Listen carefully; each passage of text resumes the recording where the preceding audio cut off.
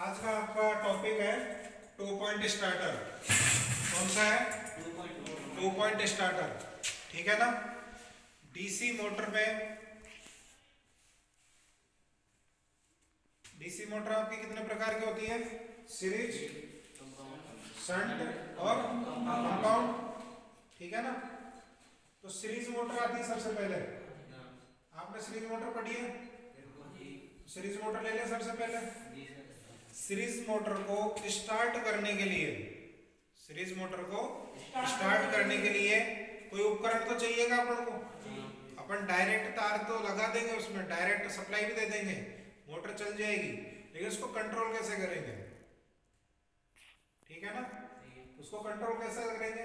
तो उसके लिए अपन को एक स्टार्टर लगाना पड़ता है। ठीक है ना। 2 पॉइंट स्टार्टर होता है। अब आप बोलोगे सर इसको 2 पॉइंट किस तरह से कहते हैं, किस वजह से कहते हैं? तो इसके जो सप्लाई के जो टर्मिनल होते हैं, उन टर्मिनलों के आधार पर इनका नाम रखते हैं या इनका नाम रखा गया है। ठीक है ना। यहां पर देखो स्टार्टर में आपके दो टर्मिनल होंगे। 2 पॉइंट जो स्टार्टर है उसमें आपके दो टर्मिनल होंगे, एक टर्मिनल L और एक टर्मिनल A। L बोले तो लाइन के लिए और A बोले तो आर्मेचर के लिए। ठीक है। अब सीरीज मोटर है। सीरीज मोटर में जो आपकी आर्मेचर वाइंडिंग और फील्ड वाइंडिंग वो दोनों श्रेणी क्रम में संयोजित रहती है। ठीक है ना। श्रेणी क्रम में संयोजित रहती है। इस वजह से इसमें फील्ड को अलग से सप्लाई नहीं देते, वो ऑलरेडी मोटर के साथ श्रेणी क्रम में जुड़ी हुई है। तो यहाँ पर जो सप्लाई का जो टर्मिनल होगा वो मोटर को आर्मेचर को मिलेगा। ठीक है ना।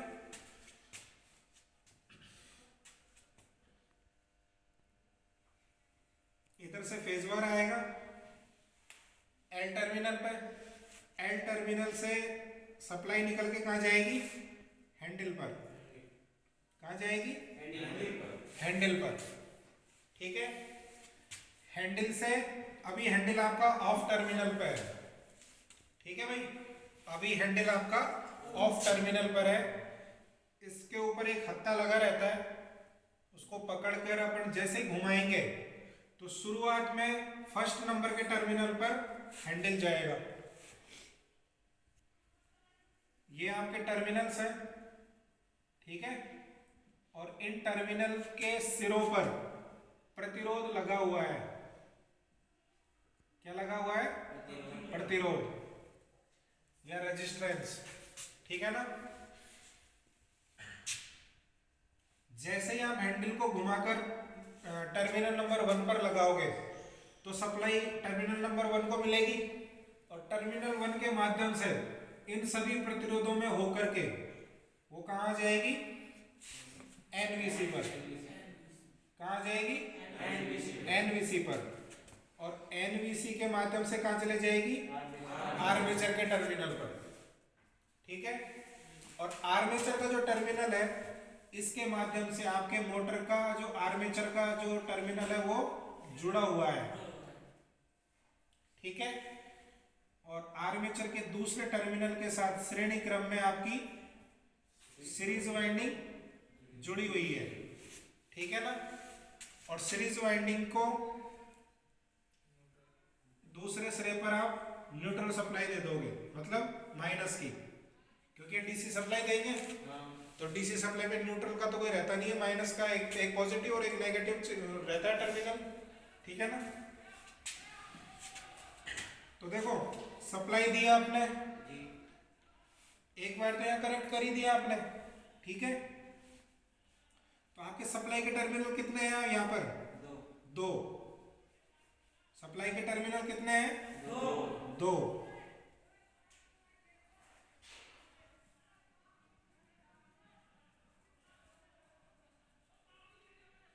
ये वाले एक L है और एक आपका A है। इन दोनों टर्मिनल के आधार पर इसका स्टार्टर का नाम 2 पॉइंट स्टार्टर रख दिया। ठीक है। अब जैसे हैंडल को आपने नंबर 1 पर लगाया, ठीक है, नंबर 1 पर लगाया तो तो सारा प्रतिरोध इस वाइंडिंग के और मोटर के श्रेणी क्रम में है, ठीक है।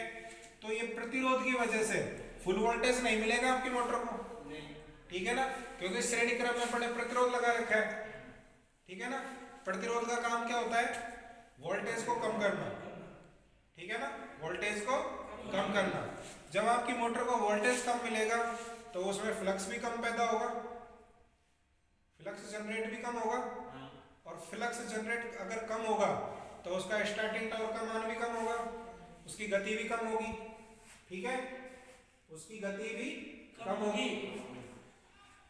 जैसे ही आप हैंडल को 1 से हटाकर सेकंड पॉइंट पर लगाओगे तो R1 जो प्रतिरोध लगा हुआ है ये सप्लाई से हट जाएगा, है ना, क्योंकि ये श्रेणी क्रम में है और टैपिंग्स निकाल रखी है अपन ने, ठीक है ना। तो इन टैपिंग्स के टर्मिनल बना रखे हैं, तो जैसे ही 1 पर हटाकर 2 पर लेके आएंगे हैंडल को तो R1 प्रतिरोध श्रेणी क्रम से हट जाएगा, फिर आपके मोटर को वोल्टेज और ज्यादा मिलने लग जाएंगे क्योंकि R1 प्रतिरोध तो हट गया। फिर थर्ड पर लेके आएंगे, थर्ड टर्मिनल पर, तो R2 और R1 दोनों हट जाएंगे। इस तरह से 4 नंबर पर लेके आएंगे तो R3, R2 और R1 ये तीनों प्रतिरोध हट जाएंगे, फिर आपकी मोटर को और ज्यादा वोल्टेज मिलने लग जाएंगे, ठीक है। और ज्यादा वोल्टेज मिलेंगे तो आपकी मोटर और ज्यादा स्पीड से चलेगी। इस तरह से लास्ट में आप 7वें नंबर के पॉइंट पर ले आओगे, ठीक है। तो 7वें नंबर के पॉइंट पर लाने से R6, R5, R4, R3, R2 और R1 ये सारे प्रतिरोध परिपथ से हट जाएंगे। फिर आपका हैंडल 7वें नंबर पर रहेगा, फिर ओनली R7 जो प्रतिरोध है यही काम करेगा, ठीक है। अब ये अकेला प्रतिरोध अगर श्रेणी क्रम में लगाया रखेगा तो ये वोल्टेज ड्रॉप कम करेगा, ठीक है। फिर जैसे आप हैंडल को लास्ट वाले पॉइंट पर ले आएंगे 8वें नंबर पर, ठीक है, तो यहां से सारे प्रतिरोध श्रेणी क्रम से हट जाएंगे और सीधी सप्लाई आपको मोटर को फुल वोल्टेज मिलने लग जाएगी, ठीक है। क्योंकि यहां से देखो सीरीज में एनवीसी भी जुड़ी हुई है, ठीक है, फुल वोल्टेज मिलेगा तो एनवीसी भी एक्टिवेट हो जाएगी, ठीक है, हैंडल को वो चिपका के रखेगी, ठीक है ना, हैंडल को चिपका कर रखेगी, ओके।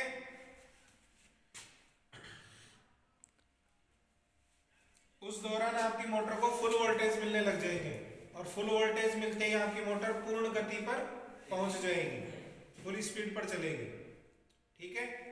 फिर जैसे ही आपको इसकी घूर्णन गति कम करनी है तो आप वापस से हैंडल को प्रतिरोध के साथ कनेक्ट करते हुए वापस स्टेप बाय स्टेप ले आए। स्टार्टर बोलते हैं। इसकी वर्किंग आपको समझ में आ गई, ठीक है ना, इसकी वर्किंग समझ में आ गई, किसी को कोई कंफ्यूज नहीं। तो अपने पास एक 3 पॉइंट का स्टार्टर का आपके पास रखा हुआ है, 3 पॉइंट स्टार्टर, ठीक है ना। इस 3 पॉइंट स्टार्टर को अपन 2 पॉइंट स्टार्टर में पहले 2 पॉइंट स्टार्टर बनाएंगे। इसके कनेक्शन अभी 3 पॉइंट स्टार्टर के हो रखे हैं, ठीक है ना। इसको अपन 2 पॉइंट स्टार्टर में बदलेंगे। देखो डायग्राम में आपको क्या क्या दिख रहा है, एक हैंडल दिख रहा है, एनवीसी भी दिख रही है, प्रतिरोध के ऊपर टर्मिनल भी दिख रहे हैं, है ना, नीचे 2 टर्मिनल है एल और ए, ठीक है। तो ये देखो आपके स्टार्टर में सारी चीजें दिख रही है, टूटा हुआ है, ठीक है। ये देखो ये टर्मिनल रहे, ठीक है, ये हैंडल रहा, इस हैंडल को इन टर्मिनल पर इस तरह से चलाया जाता है। यहाँ इस हैंडल के नीचे एक कॉपर की पत्ती लगी हुई है, उस कॉपर की पत्ती से ये हैंडल जुड़ा हुआ है, ठीक है ना। और इसमें एक स्प्रिंग लगी हुई है हैंडल में, ठीक है भाई। अब इसकी सप्लाई देखो एल टर्मिनल से, ये देखो इसके पीछे वायरिंग भी हो रखी है, ये वायरिंग हो रखी है इसकी, ठीक है ना। एल टर्मिनल से सीधा कहाँ जा रहा है, इसमें एक OLC भी लगा रखी है, ये 3 पॉइंट स्टार्टर है, ठीक है ना। एक OLC लगा रखी है इस पे, ये वाली, ये OLC है, ओवरलोड करंट कॉइल, ठीक है ना। जैसे ही मोटर ओवरलोड होती है तो ये ट्रिप हो जाती है, और ट्रिप होते ही एनवीसी के कनेक्शन को काट देती है, ठीक है ना। एनवीसी के कनेक्शन को काटते ही एनवीसी में मैग्नेट बनना बंद हो जाता है और हैंडल को छोड़ देता है, और स्प्रिंग के कारण हैंडल वापस स्वतः ऑफ स्थिति पर आ जाता है, ठीक है। इसके कनेक्शन दे रखे हैं, ये देखो, ये पीछे के जो वायर लगा रखे हैं ना, ये स्प्रिंग, ये है आपके प्रतिरोध वायर। किसके बने रहते हैं ये? यूरेका के। किसके बने रहते हैं? यूरेका के, ठीक है। प्रतिरोध वायर, जहां पर भी प्रतिरोध वायर लगा रखा है वो सारे यूरेका के बने रहते हैं। और हीटर का जो एलिमेंट होता है वो रहता है नाइक्रोम का।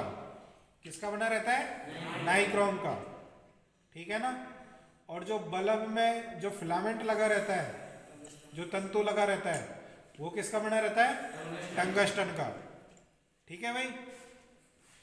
तो डायग्राम के अकॉर्डिंग इसके आप कनेक्शन करो, नहीं समझ में आए तो पूछ लेना, ठीक है। ये आपके सामने 3 पॉइंट स्टार्टर है, इसके 2 पॉइंट स्टार्टर में कनेक्शन करने हैं, ठीक है। आपको इसको 2 पॉइंट स्टार्टर बनाना है, और 2 पॉइंट स्टार्टर बना करके मेरे को चेक करो। लो उठाओ इसको।